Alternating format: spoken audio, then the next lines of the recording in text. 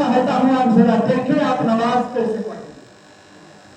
نماز پڑھنے کا صحیح طریقہ کیا ہے؟ کس انداز میں ہم رب کی بارگاہ میں آئے، اپنے سر کو جھکائے تو ہمارا آنا بھی مقبول ہو جائے، ہماری نماز بھی رب کی بارگاہ میں قبولیت کا درجہ حاصل کر لے. کس انداز میں ہم پڑھیں گے؟ نماز پڑھنے کا صحیح طریقہ یہ ہے کہ سب سے پہلے ہم پاک و صاف ہوں گے. اگر ناپاک ہیں تو پاک و صاف ہوں، بے وضو ہے تو وضو کر لیں. وضو کرنے کے بعد ہم آئے اور قبلہ کی طرف اپنے چہرے کو کر کے اس طرح سے کھڑا ہے کہ دونوں پیر کے پنجوں کے درمیان 4 انگل کا فاصلہ رہے. وقت کی قلت دامنگیر ہے، بہت کم وقت ہوتا ہے، اس لیے تفصیل کے ساتھ نہیں بیان کر سکتا. آج کچھ لوگ ہوتے ہیں جو اپنے پیروں کو اس طرح سے اہل حدیث کے نقش قدم پر چلتے ہوئے پھیلا کر کے نمازیں پڑھتے ہیں. ایسا لگتا ہے وہ رب کی بارگاہ میں نہیں، کسی دنیا دار کے سامنے اکڑ کر کے کھڑے ہیں. یاد رکھیں، اکڑ اور تکبر رب کو پسند نہیں ہے. رب کی بارگاہ میں آپ آئے ہوئے ہیں، اس رب کی بارگاہ میں ہے جو رب کعبہ کی بارگاہ کا ادب ہر مسلمان پر لازم و ضروری ہے.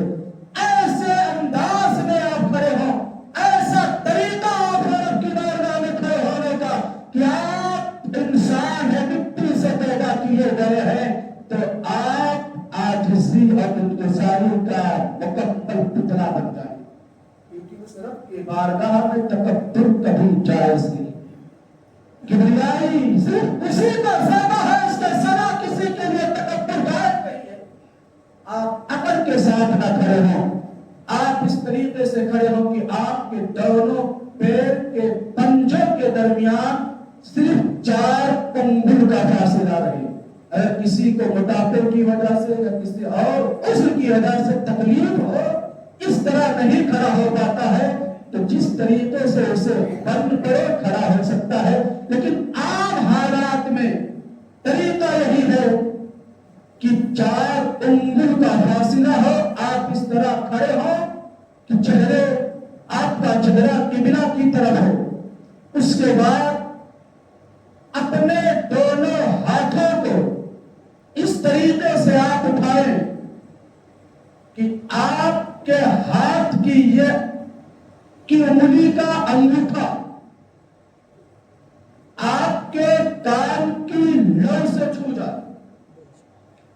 اس طرح پر جب آپ اپنے ہاتھوں کو کانوں تک اٹھائیں گے تو انگلیاں نہ بالکل کھلی ہوئی ہوں، نہ بالکل سمٹی ہوئی ہوں، بلکہ متوسط طریقے پر انگلیاں ہوں. اور انگوٹھے کو کان کی لو تک اس طرح لے جائیں کہ یہ دونوں ہاتھ کی ہتھیلی قبلہ کی طرف ہو. نہ بالکل کھلی ہوئی انگلیاں نہ ملی ہوئی انگلیاں ہوں. انگوٹھے کو اپنے کان کی لو سے لگائیں اور دونوں ہاتھ کی ہتھیلی قبلہ کی طرف ہو.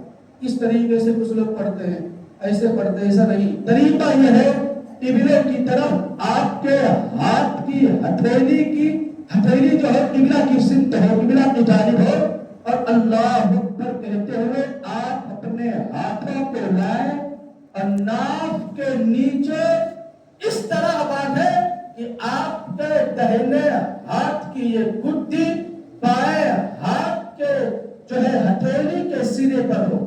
یہ دونوں جو گٹا ہے ہاتھ کا، دہنے ہاتھ کے اس گٹے کو بائیں ہاتھ کے اس گٹے پہ لا کر رکھ دیں. اس طریقے سے رکھیں کہ بیچ کی یہ 3 انگلیاں، انگوٹھا اور چنگلی، جس کو اپنی زبان میں ہم کالی انگلی کہتے ہیں، یہ دونوں ہٹا کر بیچ کی 3 انگلیاں بائیں ہاتھ کی پشت پر اس طریقے سے رکھ دیں کہ بیچوں بیچ میں، اور انگوٹھا اور چنگلی چھوٹی انگلی وہ بغل میں ہو. اس طرح لا کے ناک کے نیچے ہم اپنے ہاتھ کو باندھ لیں گے. یہ طریقہ ہے نماز پڑھنے کا. جب ناف کے نیچے جا کر کے اس انداز میں ہم اپنے ہاتھ کو باندھیں گے, باندھنے کے بعد سب سے پہلے آپ ثنا پڑھیں. ثنا پڑھنے کے بعد اعوذ باللہ من الشیطان الرجیم پڑھیں گے, پھر بسم اللہ پڑھیں گے, اس کے بعد الحمد شریف پڑھیں گے, پھر ایک سورت یا 3 آیتیں یا ایک آیت جو 3 آیت کے برابر ہو, جو آپ سے بن پڑے, جو آپ قرآن سے پڑھ سکتے ہو پڑھے, آسانی کے ساتھ, تلفظ کے ساتھ. فَقْرَؤْا مَا تَيَسَّرَ مِنَ الْقُرْآنِ, قرآن سے وہ پڑھیے جو آپ کو پڑھنے میں آسانی ہو. ٹھیک اس طریقے سے جب آپ پڑھیں گے, الحمد شریف کے بعد سورت پڑھنے کے بعد جب الحمد شریف مکمل کر لیں تو بہتر یہ ہے کہ آہستہ آمین کریں. جب قرات سے آپ فارغ ہو جائیں گے, اب رکوع میں جائیں. رکوع میں جانے کا طریقہ یہ ہے کہ آپ جب رکوع میں جائیں تو اپنے دونوں ہاتھوں کے ہتھیلی سے, پنجے سے اپنے گھٹنے کو مضبوطی کے ساتھ پکڑ لیں. اس طرح پکڑیں کہ انگلیاں بالکل گھٹنے کو گھیرے ہوئے ہوں, پھیلی ہوئی انگلیاں بالکل نہ. ایک طرف انگلیاں آپ ایسے کر لیں سمٹی ہوئی ہو, اور نہ ہی ایک طرف کر دیں بالکل.